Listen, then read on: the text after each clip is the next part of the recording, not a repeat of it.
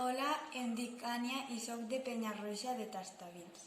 I la llegenda que us vaig a contar se diu La Creu del Llop, que va passar al meu poble. I m'ha contat una dona que se diu Maricruz, que és del Mar d'Antolino. I el Mar d'Antolino, i la llegenda va passar prop del Mar d'Antolino.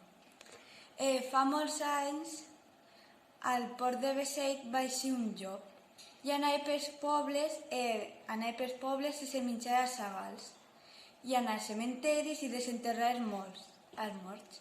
I un dia, al Mas de Peret, un sagal que tenia 14 anys va anar a guardar les ovelles al corral. I entonces se va trobar el llop, i el llop lo que va fer se'l va menjar. Entonces sus pares van sentir uns ruidos molt raros, entonces van anar a veure què passava perquè tenien temor. I se van trobar el cos del sagal tirat en terra. Entonces van decidir anar al poble a dir-los a tots la gent de que tenien que matar el llop perquè no podia ser perquè estem matant a molta gent. I tots els caçadors van anar a buscar el llop pel camp. I un dels millors tiradors el va trobar i el va matar. I perquè la gent veguera que el llop ja estava mort i que no tingueren temor, el van colgar als llavadors.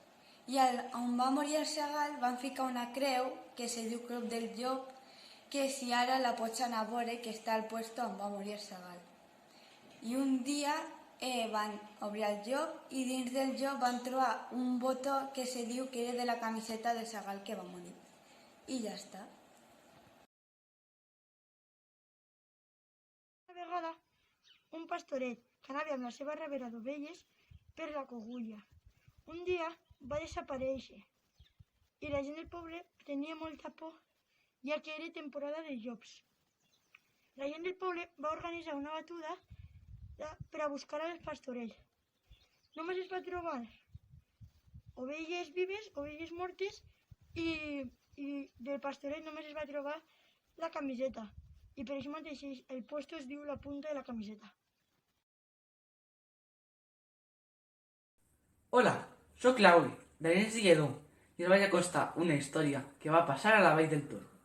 En l'any 1926 es va perdre una xiqueta de 4 o 5 anys, que caminant es va estrechar bastant del poble.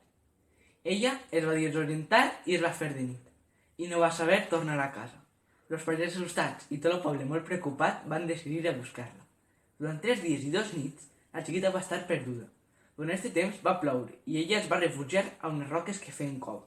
La gent del poble va fer un escollit per sortir a buscar-la, quedant amb un acord, que quan trobaren algú, doblaren les campanes de l'església en senyal que l'havien trobat. Una persona del poble era molt caçadora, i com havia plogut va veure damunt del plogut unes pisades de xiqueta. Va seguir el rastre de les pisades i va donar amb la xiqueta tranquil·leta i plena de vida. La va agafar i la va portar al criquiquic, al poble. La va preguntar si tenia gana, temor. Ella li va contestar que no tenia temor perquè una senyora vestida de blanc havia estat en ella tot el temps. L'alegria del poble va ser tremenda. El repic de les campanes va sonar per tot el terme i tota la gent va acudir al poble. Hasta la pròxima!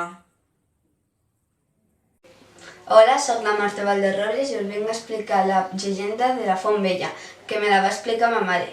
Va passar fa molts anys a un poble a la comarca del Matarranya, a Torredorques. Un dia de festa, a l'hora que el poble estava a missa major, una jove d'este poble va agarrar el seu cante i van omplir el de baix del pont medieval, a la Font Vella. Quan estava omplint el cante, va passar un grup de segadors que venien de treballar. Alguns van baixar a veure. Al veure esta jove tan guapa, van començar primer a tractar-la en paraules, després en amenaces, tot per fer els seus mals desitjos. Com no podien aconseguir els seus reins desitjos i a falta de gabinet, li van tallar el cap en una falç. La jove va caure banyant-se en la seva pròpia sang. Diuen que en quan la terra d'este puesto és engroguida com manifestant el seu horror.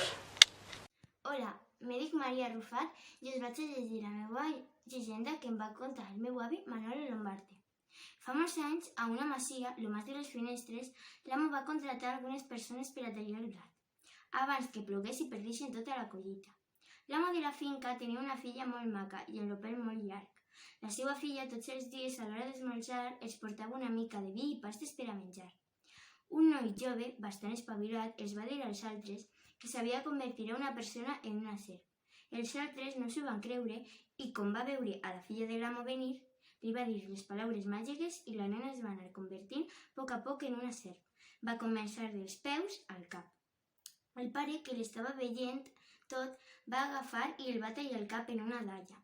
Quan va acabar de convertir-se en una serp, la nena se'n va anar amb sa mare i sempre estava darrere d'ella o enrotllada entre les seves cames.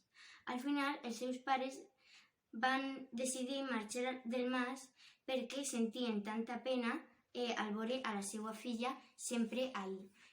Ara la serp encara està al mas de les finestres i n'hi ha vegades diuen que s'escolten. Adeu! Hola, em dic Seila i visc a Calaceit. Avui us contaré una història que va passar fa molts d'anys. Antigament, allí se feien les pel·lícules a l'Ajuntament. Durant una tarda que la gent estava mirant la pel·lícula, va veure que sortia fum d'algun puesto. Com no sabien d'on, van començar a córrer tots alhora, alguns van caure i van ser patejats, els altres van morir intoxicats per el fum. Finalment, no li va passar res a l'edifici i sols li va encendre el projector. Aquesta història me l'ha contat el meu veí, que ni li va contar a la seva sogra. I lo tràgic d'esta història és que va morir molta gent sense caler. I ella aquella tarda no va poder anar i se va salvar. Los cuentos, les contalles, les llegendes que ens contaven als pobles formen part de la cultura i són també literatura. Es diu literatura oral i es caracteritza perquè es transmet així mateix, de forma oral, de generació en generació, de pares a fills, de fills a nets i successivament. Una altra característica és que són d'autor desconegut. No és com un llibre que hi ha un escriptor que l'ha escrit, sinó que es van explicant als pobles i cadascú que l'explica li posa també la seva interpretació.